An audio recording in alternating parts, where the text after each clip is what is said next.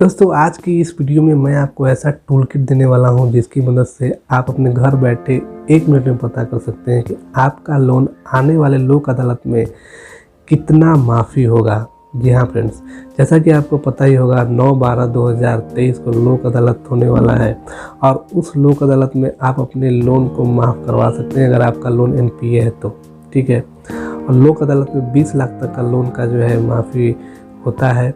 ठीक है, इसमें जो है दोनों पक्ष को बुलाया जाता है, बोरोवर और बैंक को, और वहाँ पे दोनों के बीच एक समझौता कराया जाता है। ठीक है, तो लोक अदालत का आपके पास नोटिस अगर नहीं आया है तो आप ब्रांच में भी संपर्क कर सकते हैं। तो चलिए स्टार्ट करते हैं। तो देखिए फ्रेंड्स, लोक अदालत का नोटिस कुछ इस तरह का रहता है। सबसे ऊपर में जो रहता है वो लोगो होता है। उसके बाद यहाँ पे लिखा रहता है कार्यालय जिला विधिक सेवा प्राधिकार।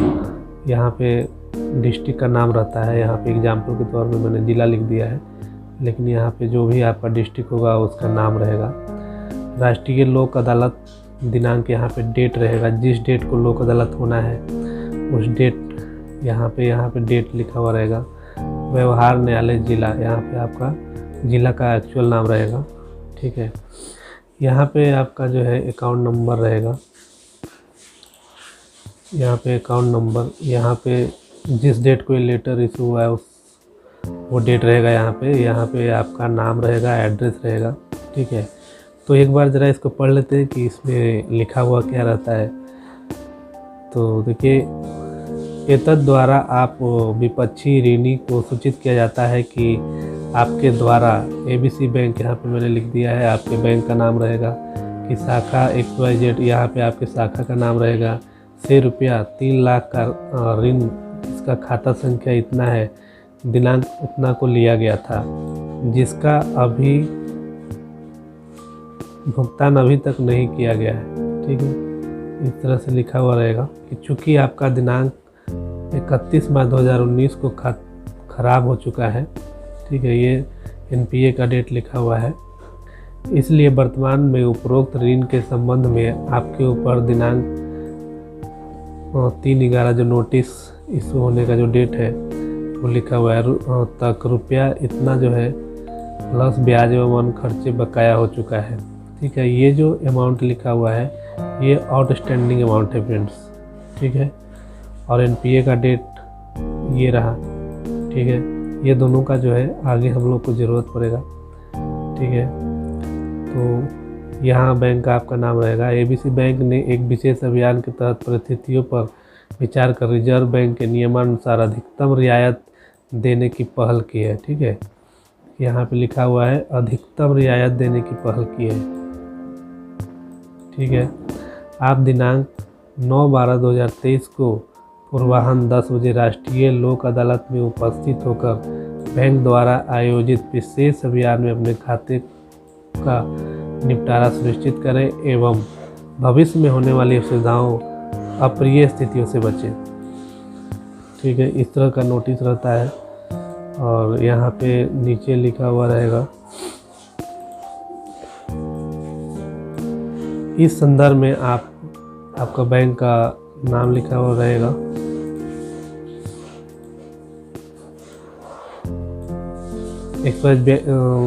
XYZ बैंक की शाखा एबीसी में शाखा प्रबंधक से अविलंब संपर्क करें। यहाँ पे एक्चुअल आपका बैंक का नाम और एक्चुअल जहाँ पे आपका लोन अकाउंट होगा उसका नाम लिखा हुआ रहेगा।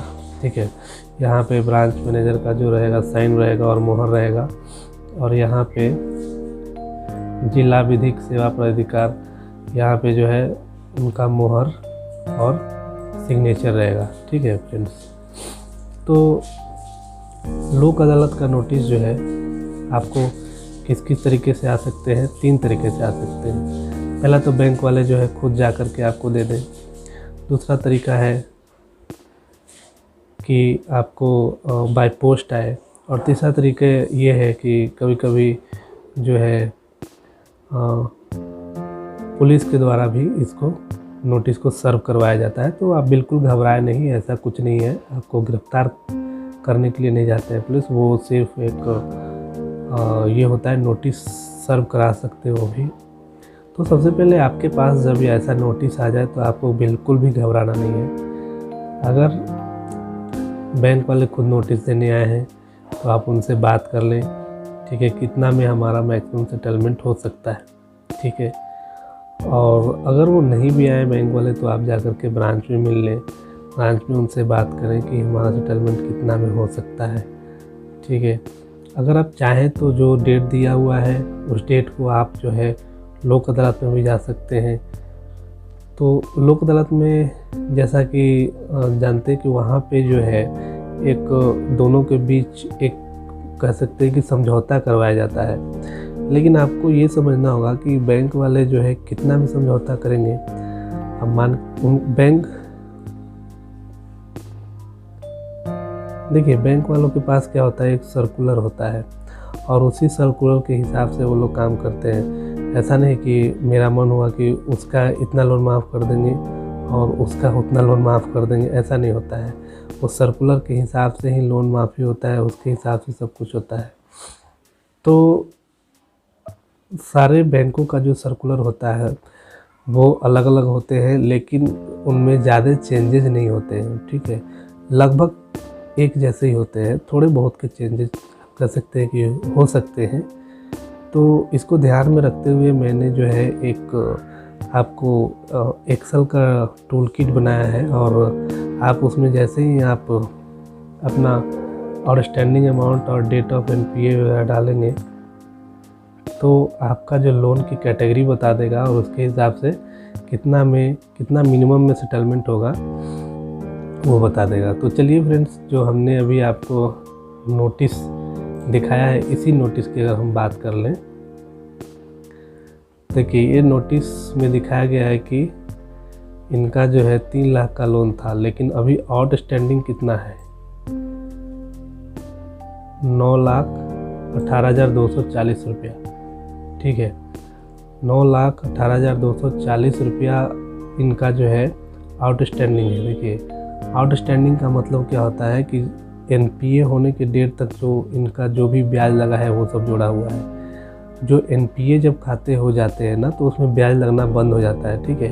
इसलिए देखिए इसमें अलग से लिखा हुआ है प्लस ब्याज एवं अन्य खर्चे, ठीक है। इसमें एनपीए होने के बाद का जो इंटरेस्ट है वो नहीं जोड़ा हुआ है और जो भी सेटलमेंट होता है उसमें एनपीए होने के बाद का जो भी इंटरेस्ट लगा है वो ऐड करके नहीं होता है फ्रेंड्स।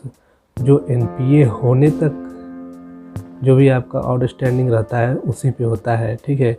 नहीं तो अगर उतना दिन का अगर इसमें ब्याज और जोड़ लिया जाए तो लगभग ये जो अमाउंट हो जाएगा वो 12 लाख से ऊपर का हो जाएगा, ठीक है।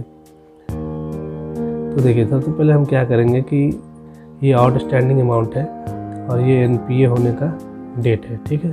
तो ये दोनों को हम लोग नोट करते हैं। तो 9,18,240 रुपया और 31 मार्च 2019, ठीक है।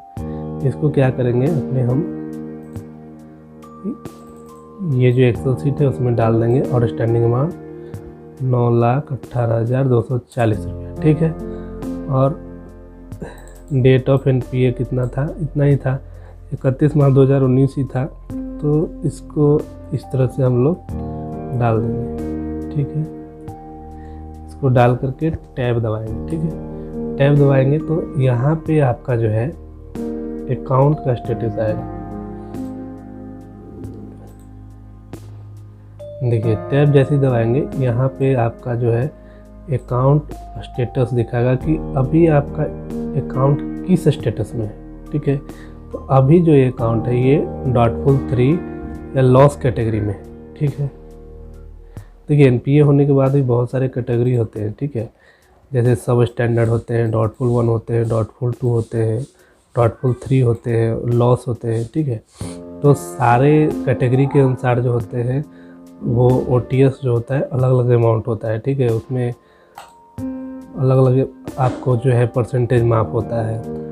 तो उसके हिसाब से हम लोगों ने देख लिया कि इस अकाउंट की कैटेगरी क्या है, डॉटफुल 3 और लॉस है, ठीक है। अब क्या होते हैं फ्रेंड्स कि अब दो चीज़ें, एक तो जैसे आपने लोन लिया है तो आपने क्या बैंक को कुछ सिक्योरिटी दे के रखा होगा, या फिर बहुत सारे केसेस में सिक्योरिटी नहीं भी रहती है, ठीक है। तो सिक्योरिटी है कि नहीं है वो हम लोग जनरली ग्राहक तो डिसाइड नहीं करता है, वो बैंक डिसाइड ही करता है। और बैंक जनरली ये मान के चलता है कि उनके पास 100% सिक्योरिटी है, ठीक है।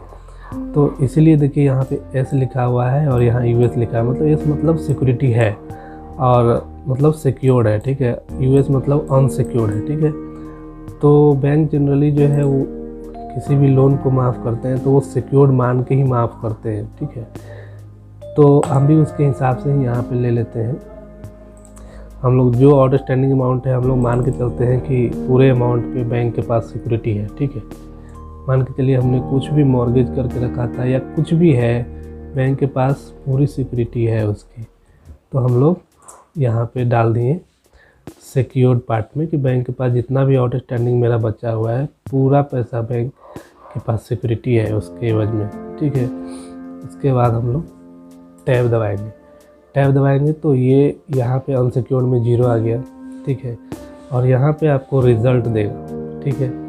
रिज़ल्ट में अब देखिए, रिज़ल्ट में ये दिखा रहा है कि अगर आपका खाता अगर सब स्टैंडर्ड होता, ठीक है, सब स्टैंडर्ड अगर होता, अब रिज़ल्ट तो देखिए यहाँ पे जो है रिज़ल्ट दिखा रहा है, ठीक है। अब रिज़ल्ट में हमें क्या देखना है, रिज़ल्ट में हमें ये देखना है कि हमारा अकाउंट की कैटेगरी क्या है। अभी ये डॉटफुल 3 लॉस है तो हमें ये कैटेगरी देखनी है, ये हमारी कैटेगरी है। और इसमें अभी कितना अमाउंट दिखा रहा है, 5,50,944 रुपया, ठीक है। तो बैंक वाले जो है इससे कम अमाउंट में तो आपका सेटलमेंट करेंगे ही नहीं, ठीक है। इससे ज़्यादा अमाउंट में ही कर सकते हैं, इससे कम अमाउंट में नहीं कर सकते हैं, ठीक है। अब एक कुछ एग्जांपल लेते हैं अनसिक्योर्ड का लोन का। जैसे मान लेते हैं, देखिए अनसिक्योर्ड तो जनरली बैंक मानते नहीं है किसी भी चीज़ को, ठीक है। लेकिन कुछ केसेस जैसे केसीसी का लोन होता है 1,60,000 से नीचे का, तो उस केसेस में कई बैंक जो है बहुत सालों तक अगर एनपीए रहता है तो उस केस में कुछ बैंक के ऐसा सर्कुलर निकालती है कि उसको जो है आप अनसिक्योर्ड मान लो, ठीक है। तो अगर मान लेते हैं कि किसी का आउटस्टैंडिंग जो है, कोई केसीसी का लोन है और उसका जो है आउटस्टैंडिंग 1,40,000 रुपया है, ठीक है। 1,40,000 रुपया आउटस्टैंडिंग है, ठीक है। और लोन का एनपीए डेट हम लोग मान लेते हैं कि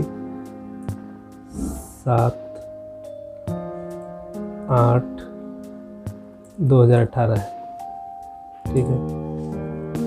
अब यहाँ पे 31 मार्च 2023 यहाँ पे लिखा हुआ है। वो 31 मार्च 2023 इसलिए लिखा हुआ है फ्रेंड्स कि जो भी बैंक जो सेटलमेंट करती है वो 31 मार्च का स्टेटस देखती है, ठीक है, कि 31 मार्च को जो था वो अकाउंट किस कैटेगरी में था, ठीक है, उसके हिसाब से सेटलमेंट होता है, ठीक है।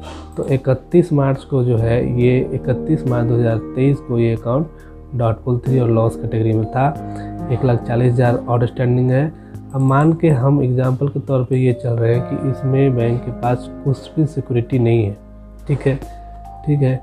हालांकि एग्रीकल्चर लोन में भी सिक्योरिटी होता है, हाइपोथिकेशन ऑफ क्रॉप, लेकिन हम समझाने के लिए ऐसा मान लेते हैं, ठीक है, कि इसमें सिक्योरिटी नहीं है। तो इसको जैसे ही 0 करेंगे उसके बाद हम टैब दबाएंगे, ठीक है। तो यहाँ हम देखिए टोटल जो है 1,40,000 अनसिक्योर्ड पार्ट में आ गया, ठीक है। अब अनसिक्योर्ड पार्ट में आ गया तो देखिए अगर आपका अकाउंट डॉटफुल 3 लॉस कैटेगरी में है तो आपका सेटलमेंट कितना में हो रहा है, मात्र 42,000 रुपये में, ठीक है। कितना में हो रहा है, मात्र 42,000 रुपये में,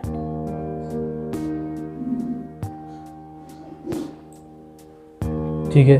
मात्र 42,000 में हो रहा है अगर आपका जो लोन है वो अगर अनसिक्योर्ड है तो। लेकिन मैं फिर बता रहा हूँ कि बैंक में क्या होता है कि सिक्योरिटी कुछ ना कुछ तो होती है। अगर सिक्योरिटी अगर आपने नहीं भी दिया है तो कुछ ना कुछ तो सिक्योरिटी होती है उनके पास। जैसे CGTMSE कवरेज होता है, हाइपोथिकेशन ऑफ स्टॉक होता है, ठीक है। अगर KCC का लोन है तो हाइपोथिकेशन ऑफ क्रॉप होता है, ठीक है। तो वो जनरली यही मान के चलते हैं कि हमारे पास सिक्योरिटी है और उसी के हिसाब से फिर वो लोग जो है OTS करते हैं, वन टाइम सेटलमेंट करते हैं, ठीक है फ्रेंड। अब सवाल ये है कि देखिए, लोक अदालत में हम लोग कितना तक का लोन जो है वहाँ पे सेटलमेंट होता है, तो वहाँ पे 20 लाख तक के लोन का ही सिर्फ सेटलमेंट होता है लोक अदालत में। 20 लाख से अगर आपका ऊपर का लोन है तो आपको उसका नोटिस नहीं जाएगा फ्रेंड्स। तो ये जो मैंने जो किट बनाया है ये एक्सेल का, ये इसका लिंक मैं डिस्क्रिप्शन में दे रहा हूँ, आप वहाँ से डाउनलोड कर लें। और इसको जो है, अगर आपका लोन एनपीए है तो आप कैलकुलेट कर लें कि आपका सेटलमेंट कितना में होगा, ठीक है। बाकी आपका खाता अगर एनपीए होता है तो उससे बैंकों को क्या लॉस होता है, उसके लिए मैंने एक वीडियो बनाया है, तो आप उसको जाकर ज़रूर देखिए। उससे आपको समझ में आएगा कि एक्चुअली में बैंकों को क्या लॉस होता है आपके खाते एनपीए होने से। तो और अगर आपको कोई क्यूरी है तो आप कमेंट बॉक्स में लिखिए, मैं ज़रूर बताऊँगा। Thank you so much for watching this video friend, thanks a lot.